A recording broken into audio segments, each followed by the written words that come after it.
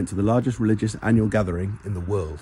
Earlier this month, I visited Iraq, and I came back with very different ideas about dreams, generosity, and people's faith in God. Over 20 million people descend on a city no bigger than Leeds. But I really don't like crowds. I get lost. They stress me out. The road to Karbala fills with people desperate to give away food, coffee, water, even money. They'll sell their cars just to give you more. But I really don't want poor people throwing the last of what they have at me. It would be weird. At the centre of all this are shrines built around men who died nearly 1400 years ago. But I'm not religious and I know nothing about Islamic history. Those were my first thoughts in England just after I was invited to Iraq earlier this month. As my plane took off, the US and Saudi Arabia were carrying out missile strikes in Iraq. Frankly, I would have dreaded the trip even more if I'd been given more than 24 hours to think about it. The reason for my visit was to report on Arbaeen, a Muslim pilgrimage. It was important for my academic work. But very quickly, it stopped feeling like work. At Baghdad airport, the first thing I saw was a fridge full of cold water. For the Arbaeen pilgrimage, someone had written in marker pen. And then it kept happening. Food, coffee, raisin drinks, cucumber juice. I'll post the recipe below, it's great. Later, travelling with our group, I was repeatedly fed and housed for free along the pilgrim trail. And whatever I had imagined, this didn't look like grim self-sacrifice. It was sociable, organised, joyful. Thousands of mawkibs, temporary hospitality stations, line the pilgrimage routes, feeding, watering and housing pilgrims without charge. At one point, I asked Saif, one of the pilgrims, what seemed like an obvious question. 20 million people coming here must be good for the Iraqi economy.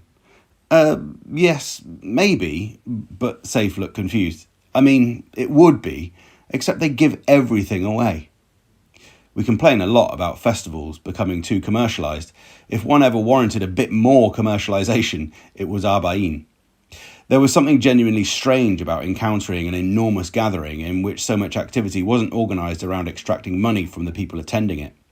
I'd spent my life thinking about religion in terms of what it makes people believe. I started to think more about what it makes people do. And at Arbaeen, one of the things it makes millions of people do is be remarkably nice to strangers. As a media studies academic, I've come to bracket almost everything in public life as entertainment. Sport is entertainment. The news typically functions as entertainment. War coverage is often and rightly called militainment. What are poetries and novels if not entertainment? What is scrolling on your phone?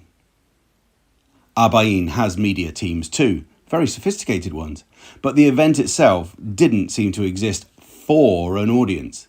The people weren't spectators, they were doing it.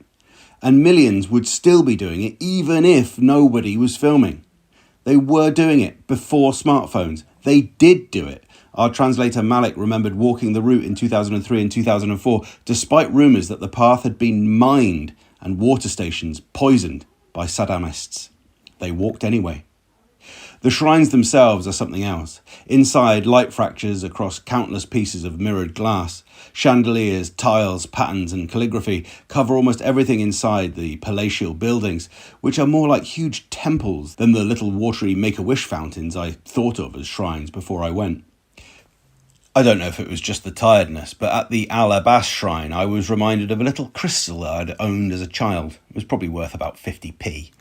But children don't understand treasure in terms of market value. A stone, a shell, some tiny object you've decided is precious. Every tiny piece of mirrored glass in those shrines had to be put somewhere. Every golden tile had to become part of a pattern.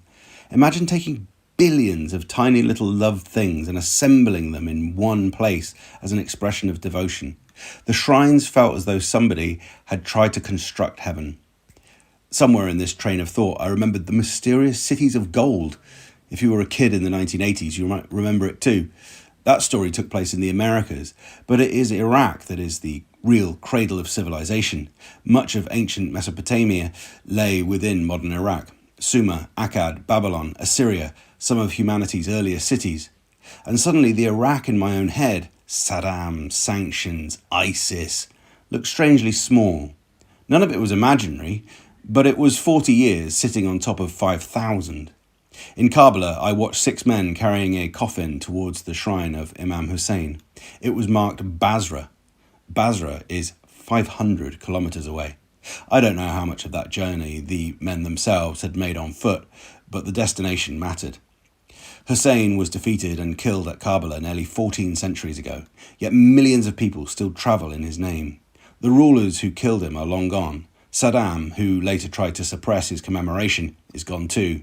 The name of Imam Hussein, not Saddam Hussein, fills Karbala. Ideas about justice, loyalty, sacrifice, and resistance to oppression aren't exhibits behind glass. People use them to understand their own lives. You don't have to share the faith to understand why those ideas still have power. 20 million pilgrims had sounded less like a spiritual experience than an unusually elaborate way of losing my passport. And yes, it was overwhelming. But it wasn't Leeds at kicking out time. In one of the largest concentrations of human beings on earth, I felt safe. Somebody invited me to pray. I hadn't expected that either.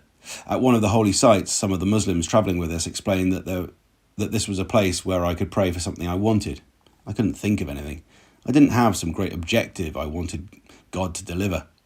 But somebody suggested something simpler. Ask God to give you peace of heart and a purpose that will elevate your soul. So I did. I wasn't entirely sure what I meant by it, but it seemed like a good thing to pray for.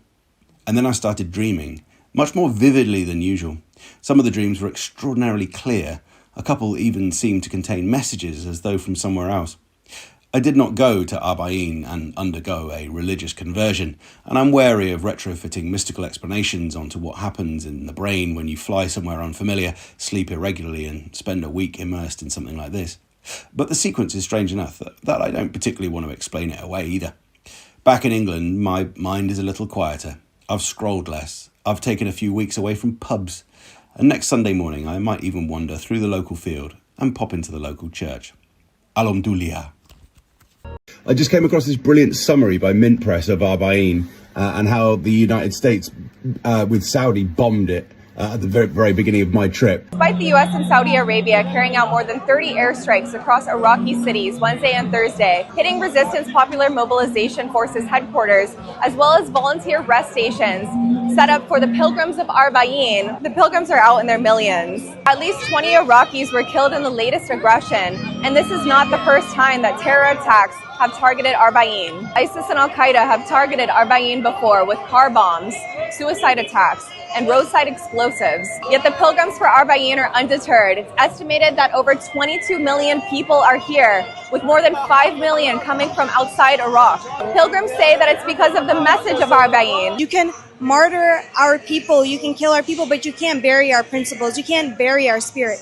The journey typically takes 3 days or more, with pilgrims trekking at night, as daytime temperatures could reach more than 117 degrees. What brings the millions of pilgrims together to take this journey, despite the heat and despite the threats, is the message of Arbaeen, that standing for the oppressed is a righteous cause and worth the sacrifice, even when you have to sacrifice it all.